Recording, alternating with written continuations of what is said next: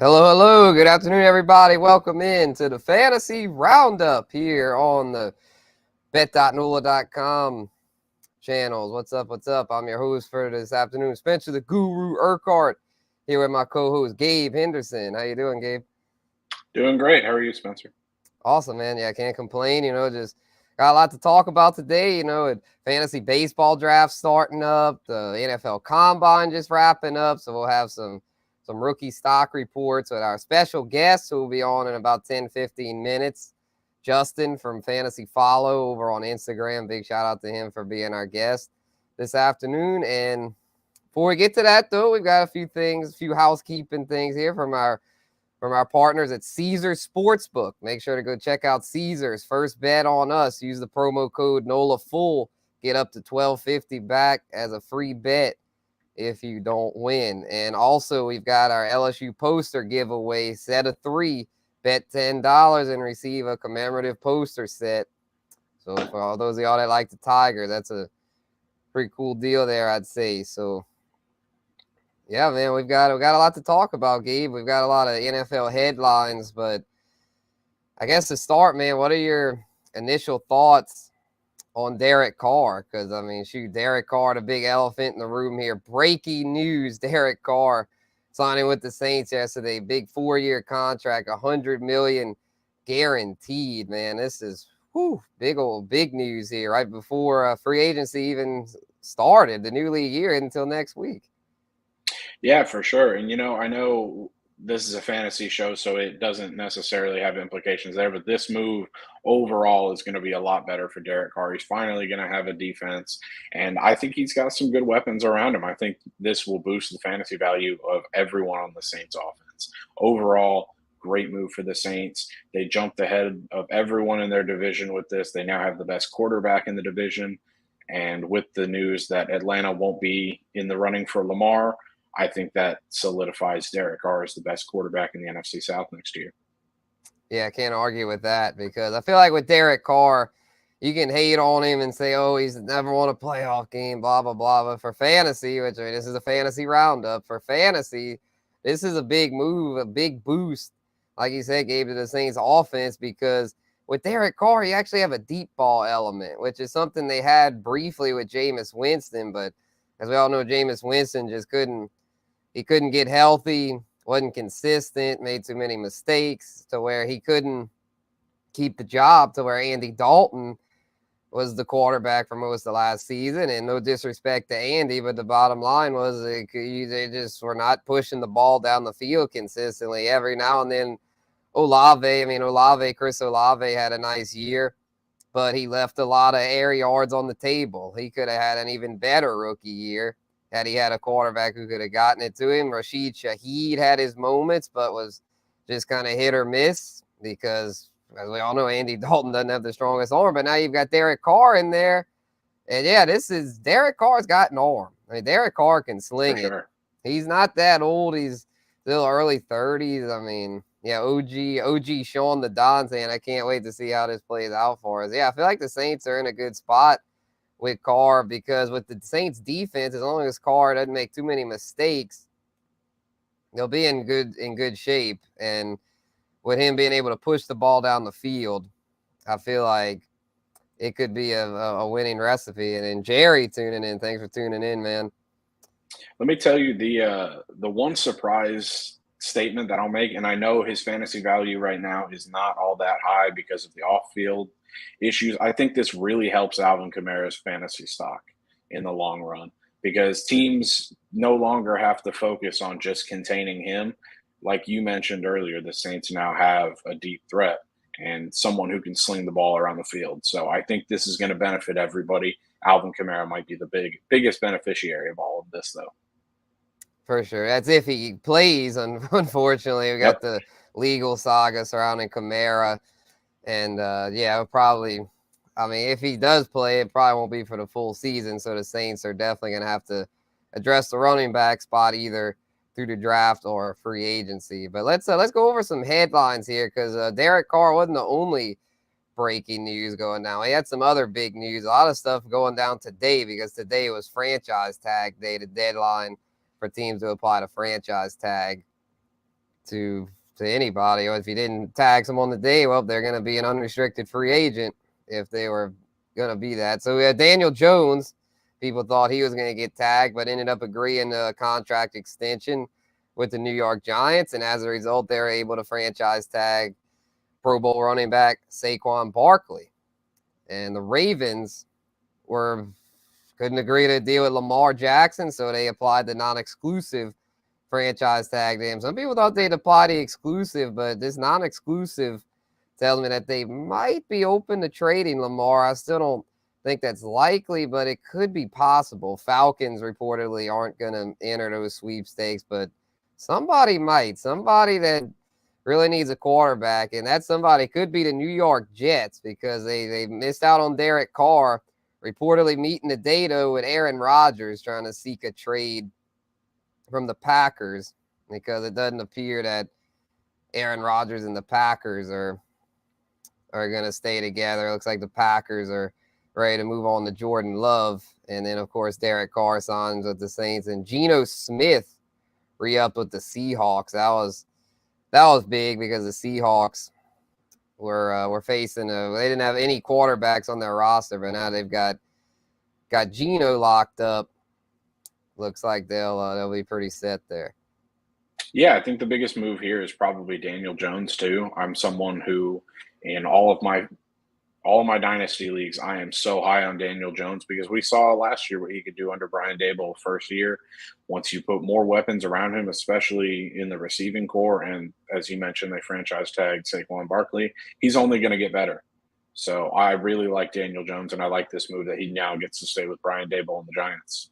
Right, yeah, and he's young, I mean, in our group chat, Zach didn't seem too fond of the contract, but I feel like considering his age, I don't think it was a bad deal. I mean, he's still only like mid-20s, came out of the 2019 draft class. I mean, you can make a case that he's been the best quarterback from that class because Kyler Murray's been inconsistent now coming off an ACL. So, I mean, Daniel Jones probably going to never be at the level of like Josh Allen or something, but he's a quality starter in this league, I'd say. So, yeah, that was a good move. And then, yeah, the Rodgers thing, pretty interesting. I'll have more on that later in the sound off segment here to close out the show.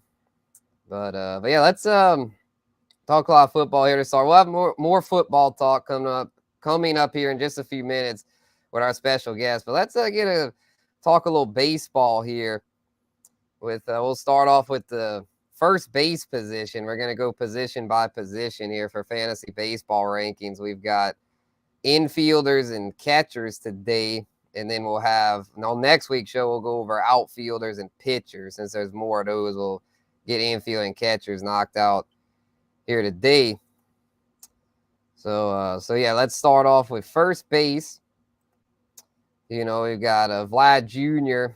coming in at number 1 in my ranks, followed by Pete Alonso, Freddie Freeman, Paul Goldschmidt, and Matt Olson. All guys that capable of 30-plus home runs, solid batting averages, but at first base, it's like, it just doesn't seem like there's quite as many of those, like, just sure things. Like back in the day, Gabe, used to have Albert Pujols, Ryan Howard, Prince Fielder, guys that you knew what you were getting every year. Well, you still have a few of those guys, but just doesn't seem like they're quite as productive. And then with Vlad Jr., I know he's really good and has that ceiling, but to me, the biggest question is coming off of last year, is he the undisputed number 1 first baseman?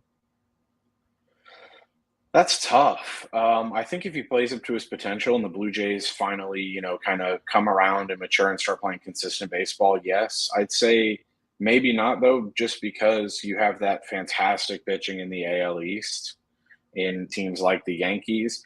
But I think he's the most talented player here, and I think on his day he is the best first baseman, undisputed number 1 overall. But then you look at the guys below him, Pete Alonso had kind of an off year last year, but he was really good still at 40 in the years bombs. leading up to it. And, yeah, exactly. And that's a down year for him, and, just guys like that, the Mets only got better.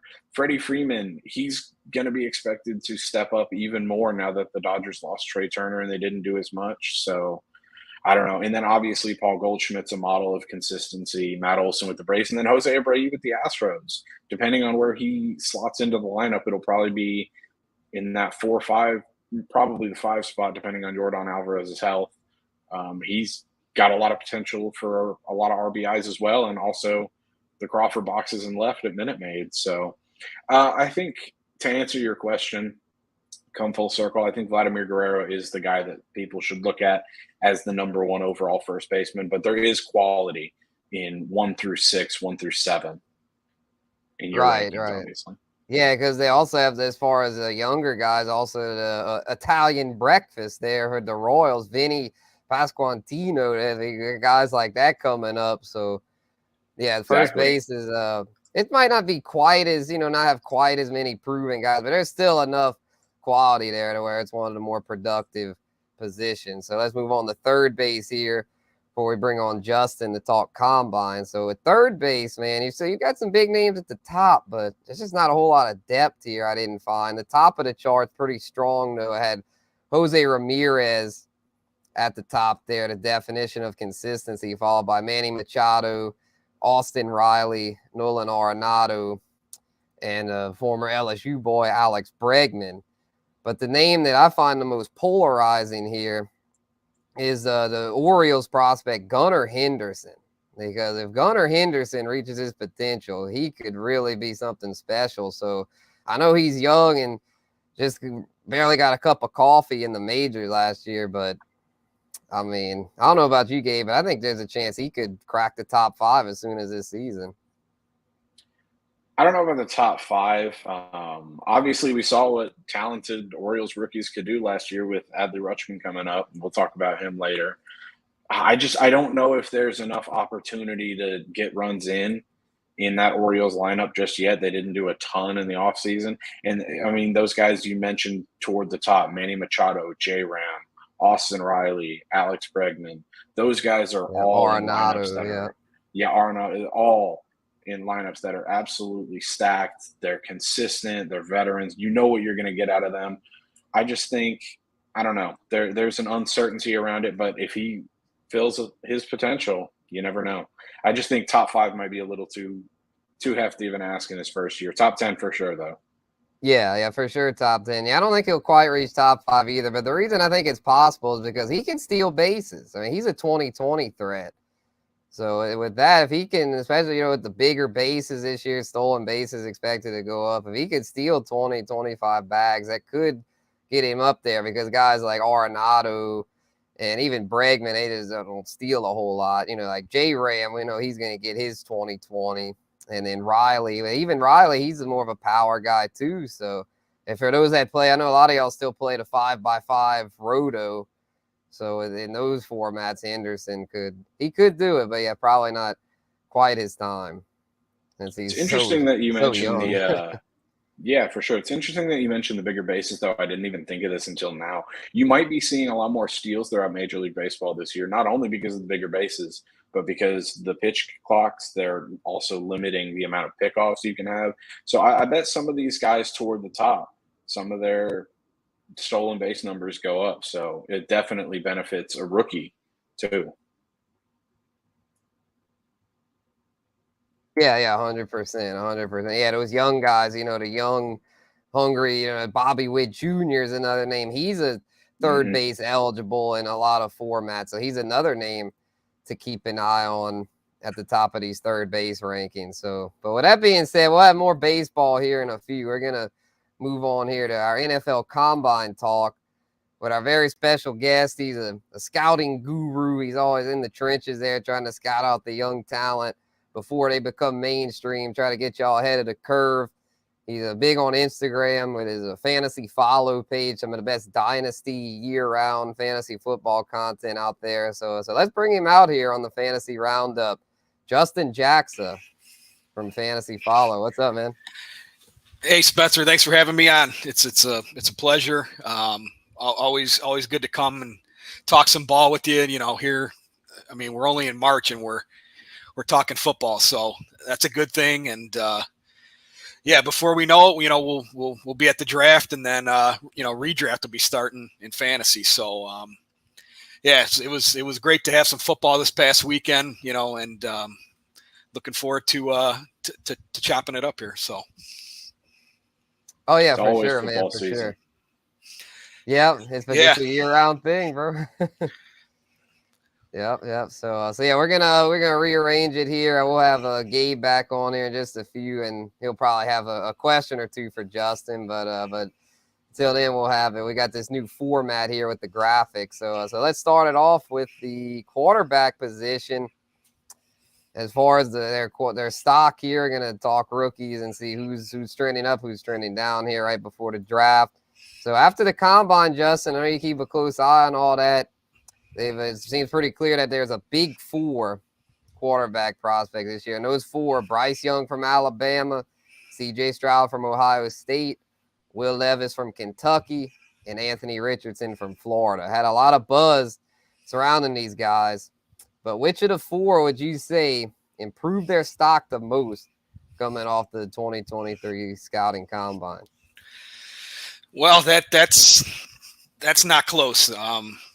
Anthony Richardson from Florida, he absolutely just blew the combine up. I mean, he he put on an absolute clinic, a show.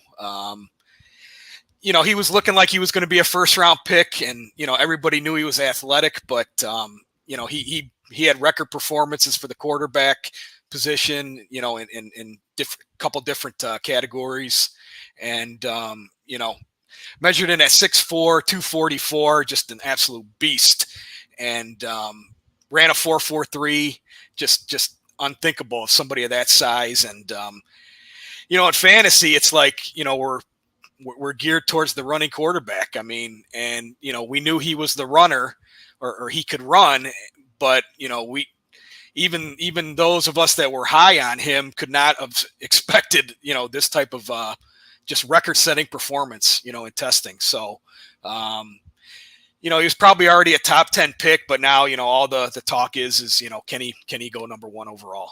So. Yeah, it kind of reminds me like with Cam Newton, back he was over 10 years ago now, but that he was somebody that he runs too much, he's a project, blah, blah, blah, but all the physicals were there to the point where he ended up number 1 overall.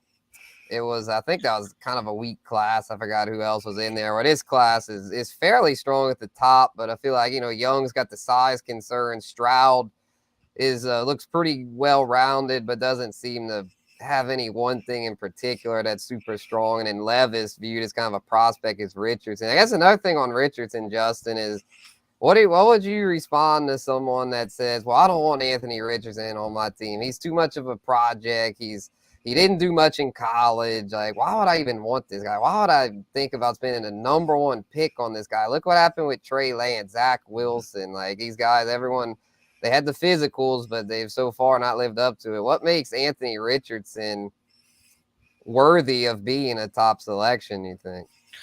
One word: ceiling. He has the biggest ceiling, and it's not even close. He he can be taught to play quarterback. There's quarterback gurus out there. There's the offenses now in the NFL are trending more towards RPOs, run pass options, spread. And he really wasn't as inaccurate as this narrative out there of people saying. Sure, he can improve on his short game passing, but all these guys can when they're coming out of college. And in fantasy, we honestly, if he can't deliver a short pass and he puts it down and runs, I mean, that's not bad for the bottom line of fantasy. I mean, so this guy just, he's a monster. I hope he goes to the right landing spot with the right coaching that'll use him correctly. And, we've got another potential, QB1 on our hands here in fantasy. Yeah, hopefully so. And I was hearing the rumors today that, the Seahawks could be a landing spot, even though they just re-signed Geno, which wouldn't be good for Richardson's like immediate value, but long-term could be a good fit because Geno, getting up in age probably won't be there more than another year or 2. Yeah, it'd be a little disappointing. I think Geno signed a 3-year deal. Honestly, dynasty owners, we don't want to wait 3 years right. for Anthony. But Yeah, I mean, systematic, that makes sense. I mean, that would make sense, the fit wise, but you'd have to wait. And in fantasy, we just don't want to wait. Yeah, for sure, for sure. And then a little more about Bryce Young here before we move on to running backs. I know when we were texting the other day, it says you're just concerned about his size. They look like just so much smaller than the other prospects. To where, do you feel that he's expected to go at the top, but do you feel that size is going to ultimately limit his potential in the NFL? I do. He came in at 5'10", 203, but the 203, it didn't look like a legit 203 to me. He played at 193 last year, and that's not 203 does not look like his natural weight to me. But I don't know. It's like, he does everything well, but the size is a concern. I mean, we just have a handful of quarterbacks that at that size have done well. It's just it's tough. It's just tough, and I don't really see a massive room for growth there with Young. I think he's kind of already there. I mean, he's developed, and I just don't know how much more growth he'll have. So I do have some concerns, and it's the size. Can he hold up I mean, this is a game now where you need the defensive players are so big, and just to be able to hold up. I mean, he doesn't pack on the weight like a Kyler Murray. You look at a Kyler Murray, he's bigger, broader shoulders, and Young just doesn't look like he has that on his frame. So yeah, we shall see. But let's move on to running backs here. And it looks like a pretty good running back class. A lot of intriguing names, including Tyjae Spears here from our backyard. Went to Tulane and had a really good college career, especially this past year. Really had a breakout season where he became a legit NFL draft prospect and is now appears to be well on his way to being a day 2 selection, it seems like. Do you feel like after his combine performance, Justin, that he's going to be selected there in the 2nd, 3rd round range? Yeah, looks like he's moved up to day 2 now with this performance at the combine, and then he was also outstanding at the Senior Bowl. He was regarded by many that were there as the top running back. He really balled out there, and the only really concern was he has an ACL from back in 2020, but he's fully recovered from that.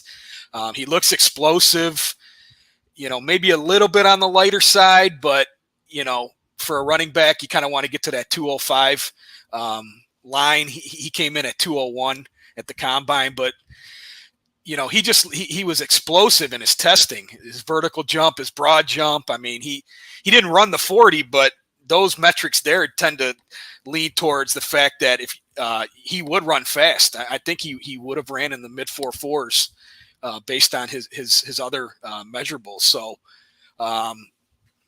yeah, I mean, he's an explosive talent. If you watch any of him on film, he's just dynamic. He's just explosive, and he looks to be, a top 5 to 7 in Dynasty right now, depending on, where you rank him. There's a couple of the other big names up higher than him, but he's a nice looking player. So I think he's moved up from round 4 into maybe round 2 or 3, probably round 3. Round 2 is pretty high for a running back, but we'll see.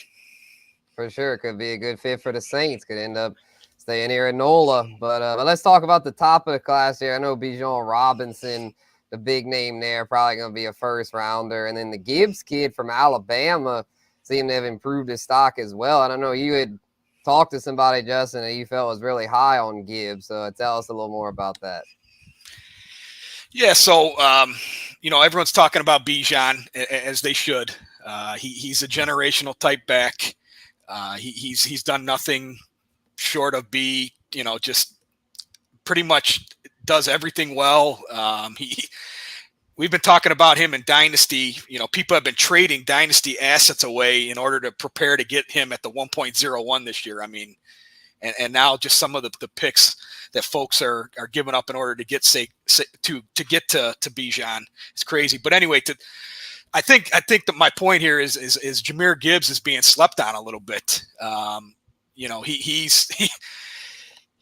is very, very skilled. As a receiver, that's very, very well known. But over the weekend, I was talking with Coach Jerry Seymour from the running back academy down in Miami-Dade, and Coach Seymour trains, you name it, Jonathan Taylor, Travis Etienne, Leonard Fournette, Melvin Gordon. I mean, he's like one of the top at doing this. And he's trained many of the backs that are in this class, including Gibbs. And I said, Coach, how good is this kid? What separates Jahmyr Gibbs from other running backs? I wanted to hear his opinion. He said, he's just like a Swiss Army knife. It's like, it's hard for defensive coordinators to game plan for him. And he helps offensive coordinators open up their playbooks, because he can do so much. He's so versatile. And, I was like, but okay, so we know he's a great pass catcher, right? But how good of a runner is he, Coach? I think, are we overlooking his talent as a running back? And he says, as a pure runner, he brings unpredictability because he can go outside. He can play, he can play in between the tackles and run in between the tackles. And, so he could do it all. I mean, he ran a 4.36. He's insanely fast, and he's just a nice looking prospect. And just looking at some other, as far as he did not have a fumble this past season. I mean, he had almost 500 touches with no fumbles. I mean, so ball secured. Yeah, and just sky's the limit for this kid. I mean, everybody's on Bijan as they should be, but Gibbs is going to be, he could be the 1.02 in Dynasty, and then come around redraft season. It's like, depending on where he goes, he could be a value. Everyone's going to be on Bijan, and you just run right in and snatch Gibbs up. 100%. It'll be interesting to see where he lands. So let's move on to receivers here. And this receiver class doesn't look as intriguing as the past few years. We've been spoiled, man. So many great wide receiver prospects. Still got a few pretty good ones this year, including Jackson Smith and Jigba, who didn't play much his past year in college, but still is regarded as the number one receiver prospect by a lot of folks. So after the combine, Justin, do you still feel that Jackson Smith and Jigba is the number one wide receiver prospect in this class? Yeah, he stamped it. He stamped it with his workout at the combine. Although he didn't run the 40, he was more than athletic enough. And, in the broad, the 3-cone, the shuttle, his metrics there show he's very twitched up. And I saw that on film. I'm like, this guy, he gets in the open field and he's just hard to bring down. He's a twitched up Keenan Allen is kind of like what I saw.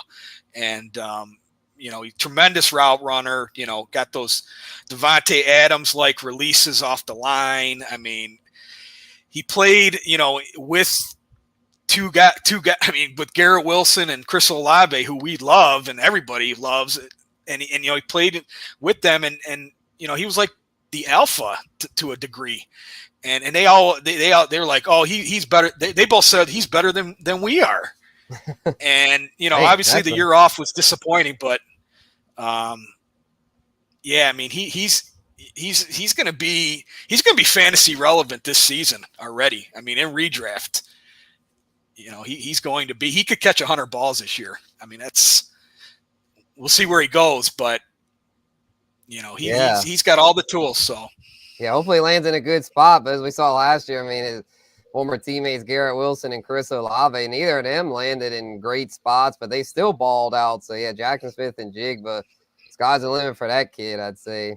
And then we've got a few other names to watch. I'd say, Quentin Johnson, Jalen Hyatt, Jordan Addison, Zay Flowers. So it's just still should be a fairly productive receiver class. But a name I'd want to ask you about, Justin, because I know we got a lot of LSU folks listening, is Kayshon Boutte, man. His stock is just, it seems like it's plummeting, unfortunately, because he was going to come back to LSU and then ends up with the issues there, he's like, all right, fine, I'll go into the draft, and seems like his combine did not go smoothly. What happened? That's what I'm like, what the heck happened here? Because, you know, I mean, he ran a 4.5, which wasn't terrible, but then he was like barely 29-inch vert. I mean, like me and you could probably still jump 29, like in the vertical. Like, what the? Yeah, and you know, he wasn't good in any of the other testing he did, and you know, it's kind of become like it's become a falling from grace with Boutte. I mean, yes, he was thought to be a physical specimen. He was a 5-star recruit coming out of high school. I covered him out of Westgate High, and he was thought to be a freaking first-round talent if all things went well. But unfortunately, not looking like the next big, there. You know, like after Jefferson, Chase. Right, yeah, he was thought to be the next LSU wide receiver star, and I mean, shoot, another kid I covered locally of Malik Neighbors went to Como High, and that's actually my alma mater in Lafayette, and he balled out last year. I know he's not draft eligible yet, but it was just goes to show you just never know. But we'll see. Maybe Kayshawn will up his stock here, but not looking good right now. So before we conclude here with Justin, let's move on to the tight end position, which is looking pretty promising, I must say. I mean, looking like a lot of intriguing tight end prospects, more so than usual. And the one that's really standing out is Michael Mayer from Notre Dame. So do you think, Justin, that he'll be able to make an immediate fantasy impact in 2023?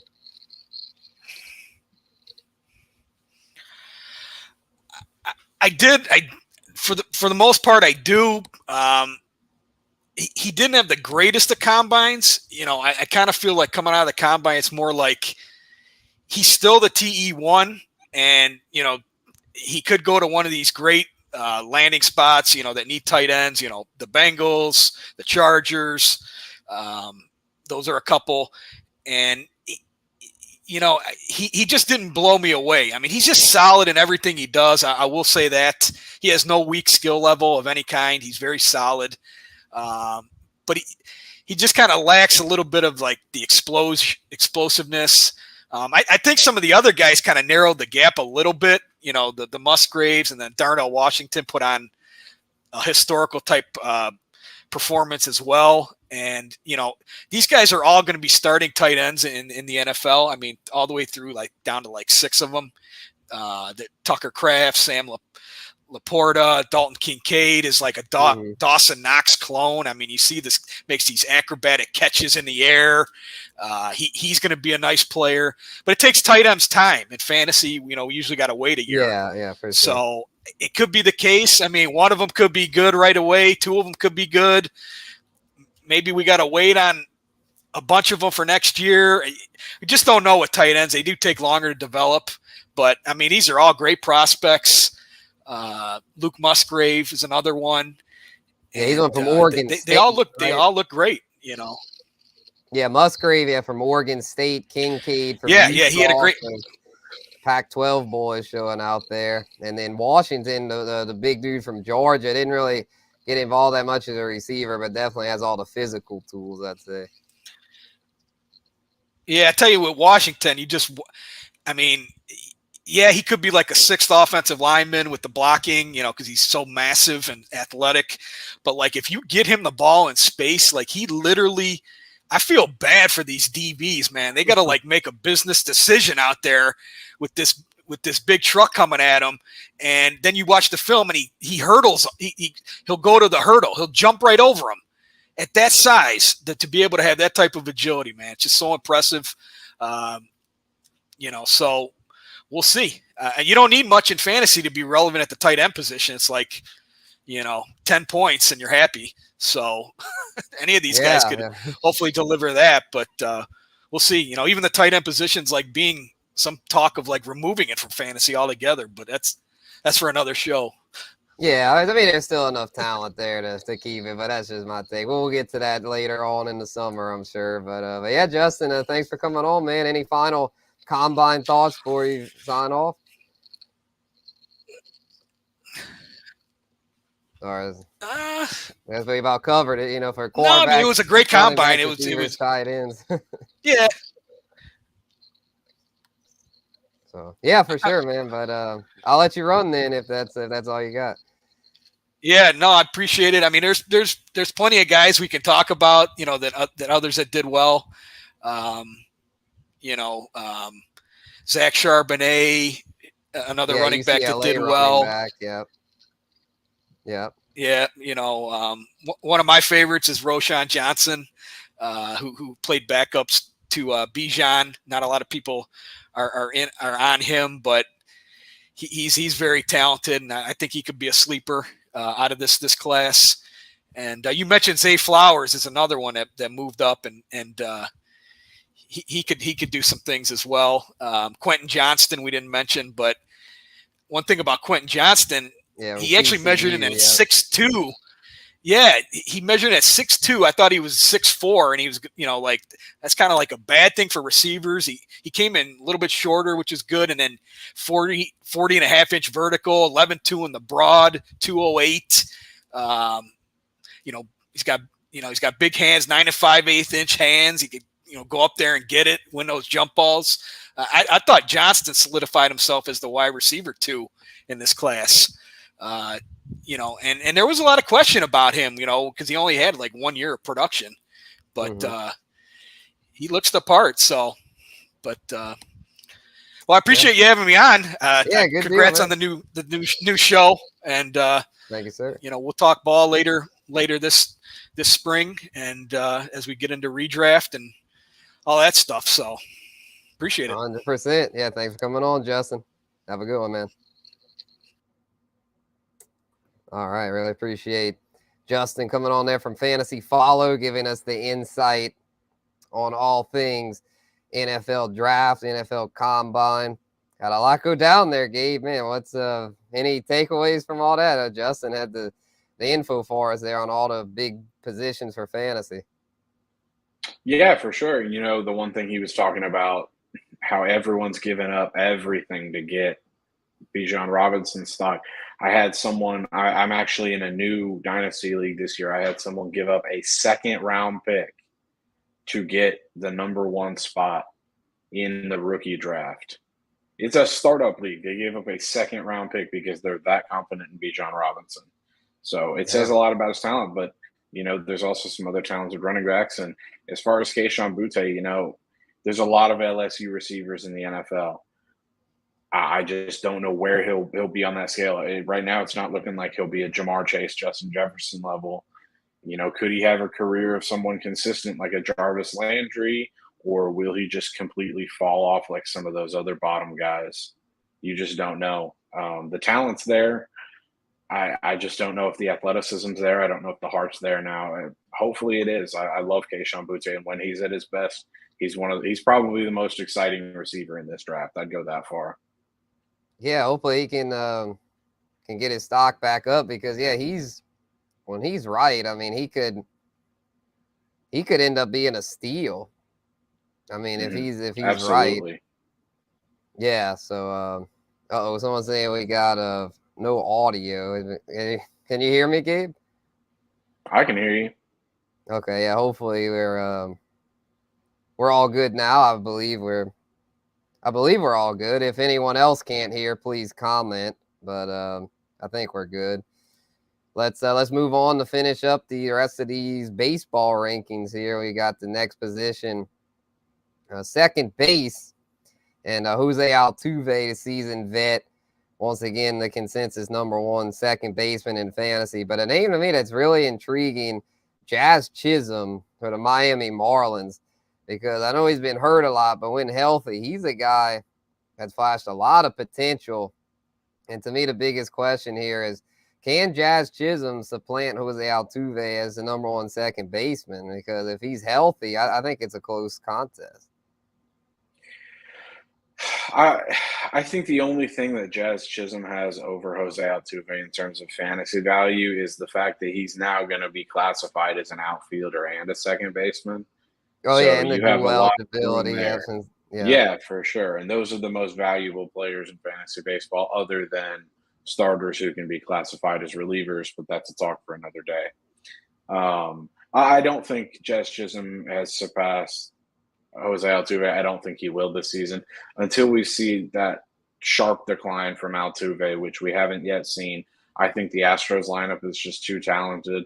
Those changes to the pitch clock and the bigger bases, as I alluded to earlier, those will help Altuve a lot. And he's just, he gives you everything. He's 5'6", but he gives you that 30 home run power, 20, 30 home runs a year. He'll get those stolen bases. He drives in runs, and he scores runs too because he's going to be at the top of that Astros lineup. It's just a question of whether or not the guys in front of him in the middle innings can get on and he gets those opportunities for RBIs. The thing is he's always going to hover around that 300 line, and I just don't know if Jazz Chisholm's there yet. So we'll have to see. I hope he will because he's one of the most exciting players in baseball when he's on his game. Yep, for sure. Yeah, because it's like, I mean, as far as the batting average, Altuve is definitely going to have that over him. I just think with the power speed combo he offers that he's got the chance to get there, but has to stay healthy, though. And speaking of guys that can't stay healthy, let's talk shortstops. And Fernando Tatis Jr., man, so polarizing, yet so injury-prone. Very similar to Jazz Chisholm in that he's shifting over to outfield this year, so he'll have that, as Gabe mentioned, that valuable dual eligibility. But, man, it's just, is he really worth the risk as a top 30 pick? Because if you want Tatis, you're going to have to still take him up that high. Yeah, you will. I know you have him sitting at number 6 in your shortstop rankings, and I think that's about where he should be. I don't think he should be in front of any of those guys. And I would even argue that Corey Seager could be above him as well, just because of what Corey Seager was able to do. Bo Bichette, Xander Bogaerts, Bobby Witt, and Francisco Lindor ahead of him. Yeah, I think all of those guys are better picks at shortstop than him. Tatis is an exciting player. Obviously, he's still got a few games on that suspension. He's just coming off from injury. So because of all those question marks, I would say maybe not a top 30 pick this year. I wouldn't call someone out for taking him top 30, certainly, because he's that exciting. But I personally would not take him top 30 now. Yeah, I don't think I would either. Maybe top 40. Maybe if he's there in the 4th, it's like, man, the upside so tempting. But yeah, I don't think I could pull the trigger. I don't see myself having Tatis in any leagues this year. Yeah, I think the thing is I don't know if other people are going to take that risk either. So there you might get some fantastic value because I think Fernando Tatis is one of the most versatile players in the National League for sure, if not all of baseball when he's healthy. Oh, yeah, when he's healthy. He's an MVP caliber player. Yeah, for sure, when he's on top of his game and healthy. So I just think right now there's too many unanswered questions to take him that high. But whoever takes him, wherever you take him, you're going to get good value there because he's going to produce for you. 100%. And our last position here before we close out with my sound off rant is the catcher position. It's not a sexy position, not many productive hitters, but there is an intriguing name here that's made his way into most people's top 5s, including mine, Adley Rutschman with the Orioles.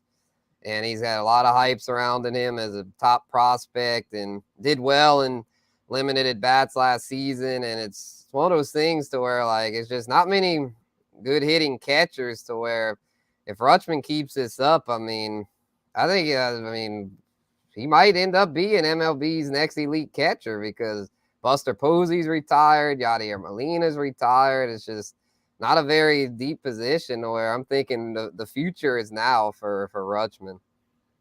Yeah, that's why I would, if you're looking at the question on screen, will Adley Rutschman be the MLB's next elite catcher? I think the answer is no, solely because I think he already is. I don't think he will be.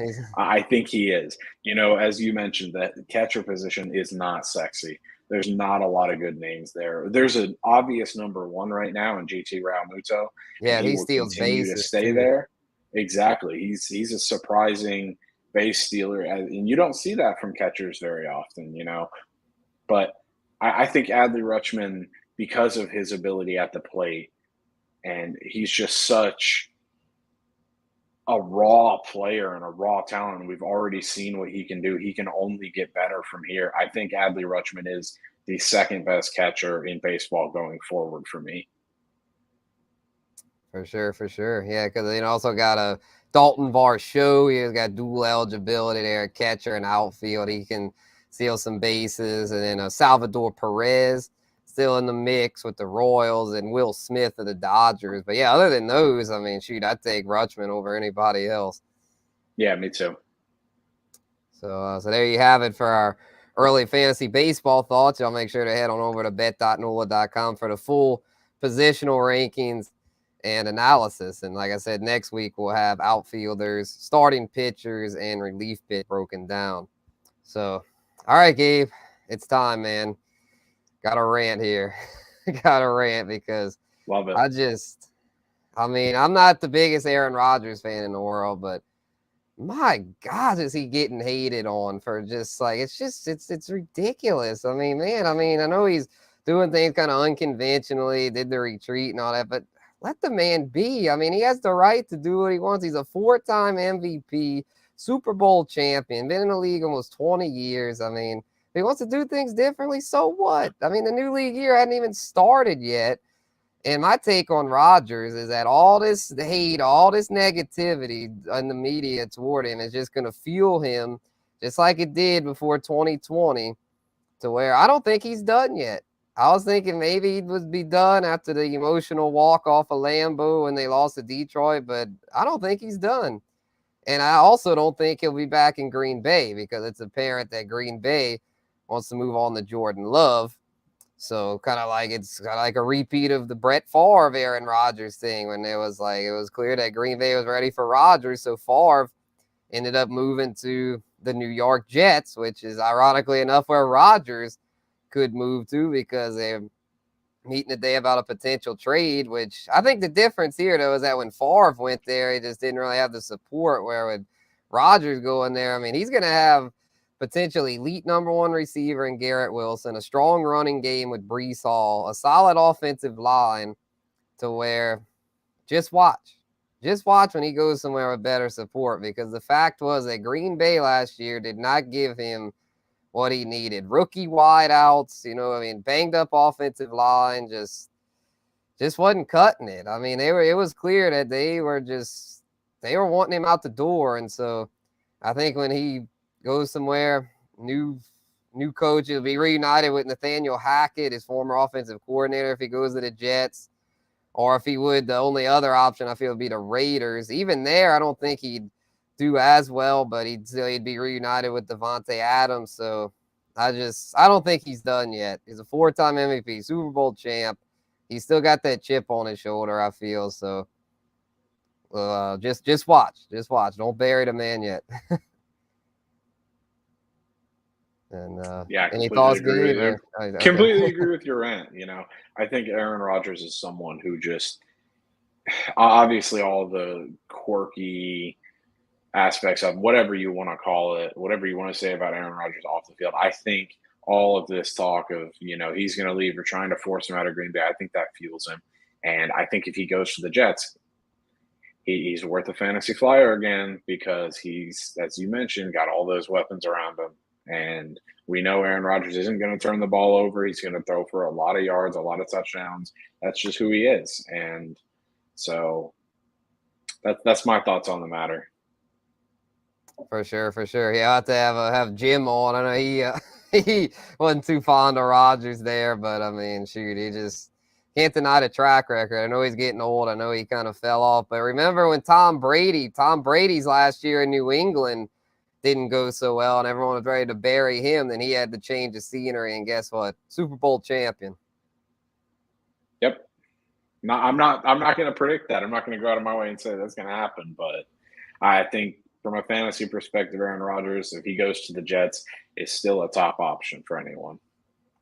Yes, indeed. Yeah, and that's I mean, I don't think I'll be real. I don't think he leads the Jets to the Super Bowl if that's where he ends up. But yeah, for fantasy, I think he gets back to being a QB1, and that's what we're focused on here on the fantasy roundup. So I think that's going to wrap it up, man. unless you had any final thoughts before we sign off here. Nope, think I picked my brain enough for today on fantasy.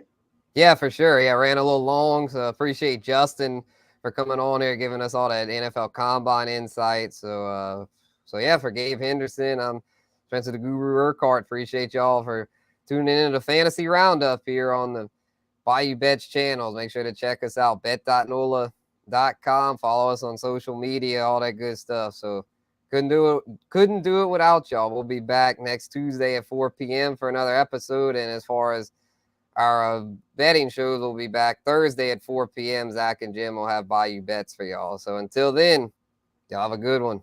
Peace.